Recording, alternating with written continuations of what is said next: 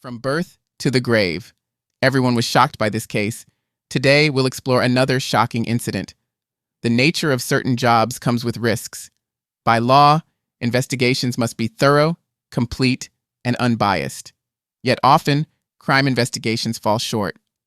People sometimes ignore what's happening, using flimsy excuses such as, it was their own fault.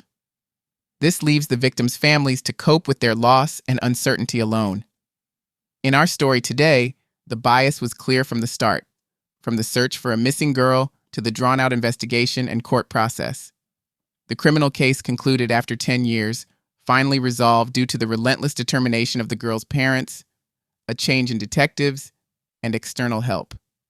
We'll try to uncover why the body of a young woman was found in a livestock burial site, who is to blame for her death, and the reasons behind the negligent attitude toward her disappearance. 19-year-old Kara Nichols vanished on October 9, 2012, from the 6700 block of Colorado Springs, Colorado, USA. She was last seen in a hoodie, dark jeans, white DC sneakers, and pink headphones. Kara, a tall blonde with green eyes, had 2 tattoos, a marijuana leaf on her right ankle and an astronaut on her left wrist, and several piercings on her back, ears, and above her lip. Flyers around the city highlighted these details along with information that she might have bipolar or borderline personality disorder. Her older brother, Terrence, was the first to sense something was amiss. Later on, Kara's parents, Julia and Paul Nichols, joined the search. They knew that even though Kara sometimes used banned substances, she always stayed in touch and shared her whereabouts. But when she didn't call on October 10th or 11th, her family grew anxious. Despite their concerns, Kara wanted her freedom and often resisted their guidance. Lately, she had been distant, only talking to her brother. Her modeling career wasn't paying much, so when offered a well-paid job for a lingerie photo shoot, she was thrilled. She told her roommates about her plans and left late at night. The photo shoot was set for early morning in Denver, which made traveling there easier. She wasn't traveling alone. She was with colleagues who also worked in modeling. Without driver's licenses or a car, they luckily found a driver. There were no doubts about Kara's plans. Her friends had seen her modeling portfolio many times, and her social media was full of professional photos. Everything seemed fine, except Kara didn't come home the next day or the day after. The last time her brother Terrence talked to her was at 11:45 p.m. on October 9th. Their call was suddenly cut off, and she didn't call back. Thinking the signal was lost, Terrence went to bed, expecting they would talk in the morning. On October 10th, all attempts to reach Kara failed. Her voicemail was always on. Terrence thought she might be busy or resting after the shoot, hoping she would show up on her own. But by October 11th, there was still no word from her. This unusual silence worried her brother even more, as it was not like Kara to be out of touch for so long. In light of his concerns, Terrence visited Kara's home and spoke with the neighbors. None had seen her for several days. One young man mentioned he saw Kara getting into a dark-colored sedan around 11 p.m., but couldn't make out the driver due to the darkness. He also noted that she didn't appear to be alone. Upon entering his sister's room, Terrence noticed several of her personal items that she usually carried everywhere: a cosmetics bag, purse, charger, and laptop. Additionally, $300 in cash was on the bedside table, indicating she hadn't planned to be away for long. When he turned on her laptop, he discovered she hadn't been online for over 2 days, which was unusual for her as she actively pursued modeling opportunities. Worried, Terrence went to the police to report his concerns. He provided a detailed account, but the police were slow to act. They argued that Kara was an adult and not required to report her whereabouts, suggesting she might have been held up at the shoot or had gone elsewhere, possibly with a boyfriend that nobody knew about. However, these suggestions did not ease Terrence's worries. He knew his sister well enough to be sure that she would have contacted someone by now, regardless of the situation. Terrence was convinced something terrible had happened to her, but the police did not take his concerns seriously and suggested he return later if Kara still hadn't appeared. Kara Nichols was born on May 20th, 1993, and was the middle child in her family. Kara grew up in a lively household with her older brother and younger sister, where she was known for her sociable and outgoing nature.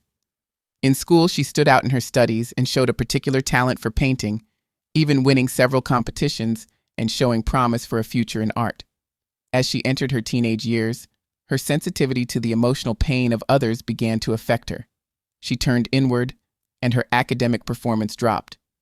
At 13, a surprising incident of shoplifting resulted in community service, puzzling her caring parents since Kara had never lacked anything, suggesting her actions were more about teenage rebellion than need.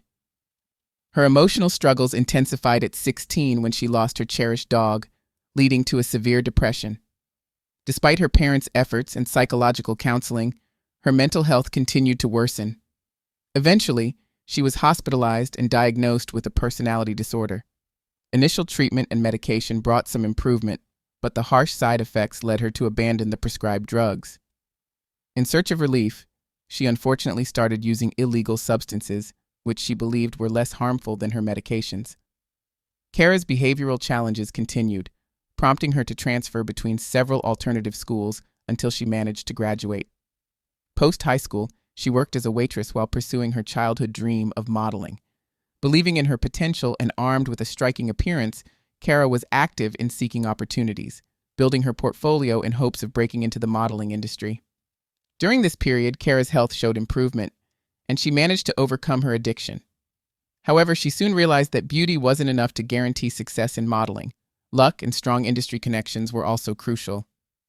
In the summer of 2012, her family moved to Chicago, hoping for a fresh start. Unfortunately, the move didn't go well for Kara, and her depression resurfaced. The stress drove her back to her old habits.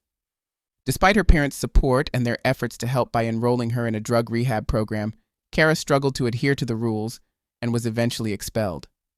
Her parents were perplexed about how she could afford her addiction with her modest waitress income. After she stopped her treatment, her parents felt disheartened as her psychological condition became increasingly unstable. After some thought, Kara decided to move back to her hometown, hoping that returning to familiar surroundings would help her recover. Her family was against this idea, but couldn't convince her to stay. Kara moved back to Colorado Springs, where her brother Terrence promised to take care of her. Their close relationship offered some comfort to their parents. However, Kara, seeking independence, chose not to live with her brother but to visit him occasionally. She found an apartment with 3 male roommates, which alarmed her parents when they found out. They urged her to move, but she insisted she had no other viable options and believed the men were trustworthy. Gradually, life began to stabilize for Kara. She returned to her previous job and continued her modeling efforts by creating a profile on Model Mayhem. Although she started receiving more offers, they failed to lead to the success she had hoped for. Breaking into the modeling world was tough for Kara, especially among thousands of other hopefuls. She struggled financially, falling behind on rent and occasionally borrowing food from her roommates. She shared these challenges with her brother, who also helped her out with money. She was determined to make the most of a modeling opportunity on October 9th, not knowing it would be her last night. After being dismissed at the police station, Terrence contacted his parents and explained the situation, stressing the need for collective action. Once they heard about Kara's disappearance, her parents quickly flew to Colorado Springs. Kara's phone was off, and it turned out she hadn't shown up for the modeling job she was so excited about, confirming their worst fears. Together, the Nichols family approached the police again, prompting law enforcement to take the case more seriously. The El Paso County Sheriff's Office began to see the concerning nature of her disappearance. Detectives started talking to locals, looking for any clues about where Kara might be. Meanwhile, her parents gave the police access to her phone records.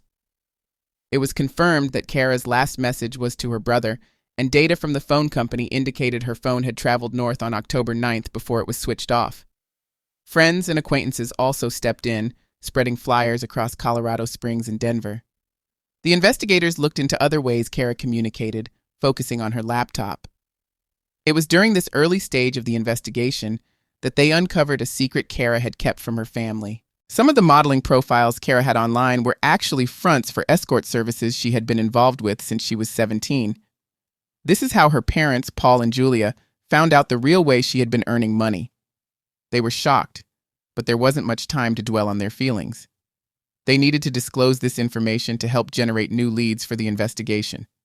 Sharing such details risked affecting how the public viewed the case, potentially reducing interest and support. Many cases have seen victims' reputations unfairly affected under similar circumstances. The Nichols family hesitated to air their private issues but felt compelled to do so, hoping it would help find Kara. Unfortunately, the revelation didn't lead to the breakthrough they hoped for. After these details were published, news outlets began to cancel interviews with the family, and coverage of Kara's disappearance dwindled. The investigation seemed to be at a standstill, with the National Women's Coalition Against Violence and Exploitation being the only organization persistently aiding the search. In November 2012, detectives wanted to interview two women who were reportedly with Kara in the car on that fateful night. Descriptions indicated they might have been involved in similar activities as Kara. These women were important witnesses, but not suspects. It was likely they were the last to see Kara alive. A sketch of one woman was released to the public, hoping for leads, but no one stepped forward.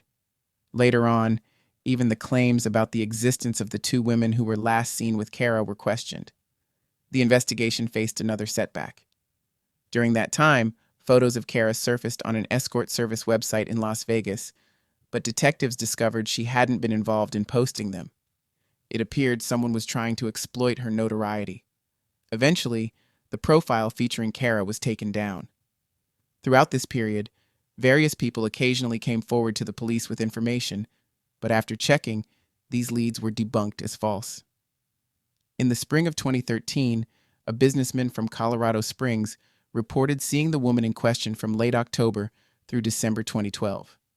She was accompanied by a tall, disheveled man and seemed frightened, as if she was being coerced.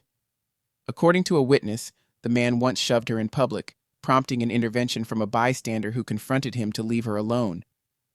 The police investigated this claim and found the man, but it turned out the woman with him was actually his former girlfriend. In the fall of the same year, a criminal law student took it upon himself to look into Kara's case. He traveled to Denver and talked to many homeless people and drug users. Some claimed to have seen Kara at a nonprofit organization that exchanged syringes and needles for those using illegal substances. However, this lead also proved to be false. As with all previous leads, this one led nowhere, and many began to lose hope of ever finding Kara alive. Several years had gone by, making the case increasingly difficult. In the summer of 2013, Kara's parents put up a reward for any leads on her whereabouts, but it seemed like a long shot. No ransom demands had been made, eliminating the likelihood of kidnapping for money. A major revelation came in May 2014 when Deputy Sheriff Cliff Porter admitted he had not properly managed Kara's case.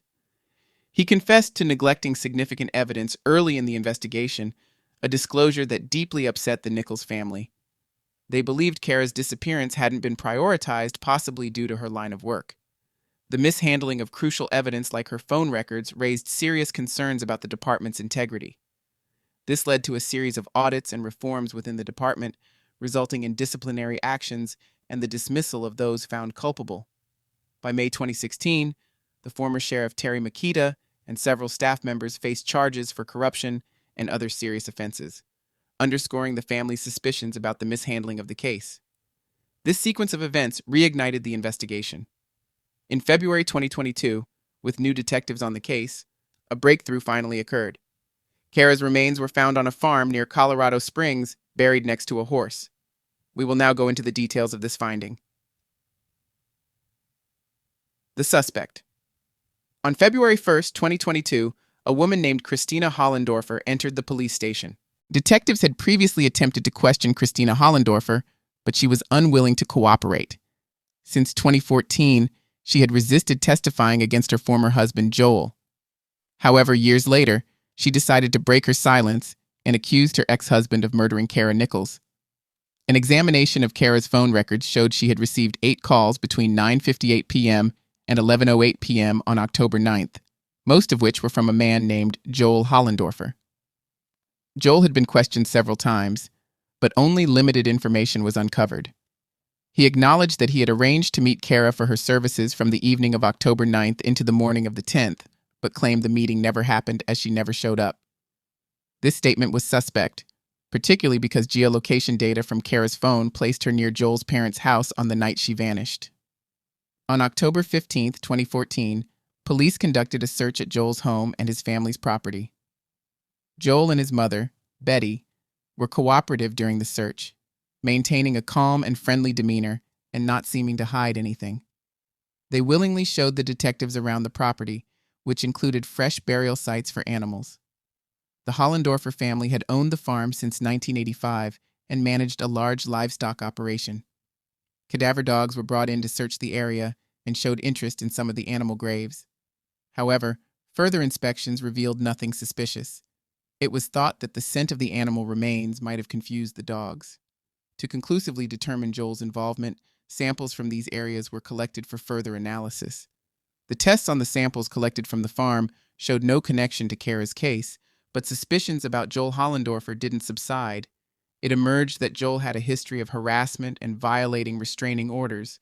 He was a repeat offender, often breaking parole terms, and had a history of using illegal substances, contributing to his family's difficulties. Investigators had approached his ex-wife, Christina, on several occasions. It was revealed that she and Joel had 2 children together.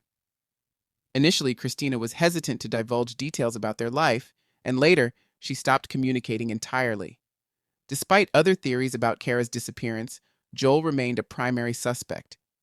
8 years after Kara's disappearance, his role was finally brought to light. Christina claimed that in November 2014, after her father-in-law's funeral, Joel confessed to accidentally killing a hired escort and burying her body in an old horse grave. He reportedly confessed this guilt to his parents, leading his father into a severe depression, worsening his health, and eventually contributing to his death. Throughout this time, Joel's family had been protecting him. This explained the overt hospitality and cooperation displayed by Betty and Joel during the search of their farm, all aimed at deflecting further suspicion. On February 3, 2022, authorities conducted another search of Joel's home and property. On the subsequent search of the farm, investigators dug deeper than before and unearthed human remains in a pit 2 meters deep. 4 days following this discovery, 47-year-old Joel Hollendorfer was arrested. The remains were later confirmed through analysis to be those of Kara Nichols, identified solely by her bones using advanced forensic techniques. During the interrogation, Joel was initially resistant, but eventually confessed that killing Kara had not been his intention. He explained that he had found her through an online service for intimate encounters and had arranged to meet her on October 9th. He picked her up from her place, and they were intimate in his old car. According to Joel, things escalated when he began to strangle her amidst a heated moment. Once he realized Kara was unconscious, he stopped, but it was too late. Despite attempting first aid, Kara had already died. Overwhelmed by fear, Joel transported her body to his family farm and quickly buried her in an available grave. Over time, he relocated her remains several times, finally placing them where his mother's favorite horse was buried, which explained the confusion among the search dogs during their initial search, as this area had not been checked before. Joel Hollendorfer was subsequently charged with first-degree murder and tampering with evidence. His mother, Betty, denied any knowledge of the crime, claiming she had fully cooperated with the investigation and truly believed in her son's innocence. The trial took place in the summer of 2023, where the prosecution argued that Joel Hollendorfer had intentionally killed Kara Nichols to fulfill his dark fantasies. Although forensic experts could not provide detailed insights into the exact manner of Kara's death, the fact that her hyoid bone was broken led them to conclude asphyxiation as the cause of death. Experts testified that strangulation is not something that happens accidentally. A person has ample time to stop before it becomes fatal. The trial also considered Kara's state at the time of her death, particularly her use of banned substances. Hollendorfer's defense claimed that her death was an accidental asphyxiation she could not recover from, arguing that a substance-dependent person has a much lower chance of recovery from such an incident compared to someone who is not dependent. The defense portrayed Kara as a heavy addict, suggesting that the long-term effects of substance abuse diminished her chances of survival. However, this argument could neither be definitively confirmed nor refuted over time. The portrayal of Kara as a drug-dependent victim deeply distressed the Nichols family. Kara's father expressed that this representation lessened the jurors' sympathy for her, portraying her as an unworthy victim. Throughout the trial, Joel showed no signs of remorse. He was even seen smiling at times. Ultimately, Joel's charges were downgraded to second-degree murder. He was convicted of manslaughter and sentenced to 24 years in prison, a verdict that left the Nichols family profoundly dissatisfied, as they had hoped for a life sentence. Furthermore, due to the lack of substantial evidence, no additional suspects were charged. Julia and Paul Nichols described the trial as a complete miscarriage of justice. They expressed hope that despite the negative portrayals during the trial, Kara's friends and others who knew her would remember her positively, rather than just as a figure in sensational news stories. Kara, a teenager who dealt with serious mental health challenges, was unfairly dehumanized through the course of the investigation and trial, her mother stated. This situation prompts an important question. Was justice truly served in the case of Kara Nichols' disappearance and death? If you found this case compelling, hit the like button and share your thoughts in the comments below. Don't forget to share this video to spread awareness. Subscribe for more Reddit stories. Your support makes a difference.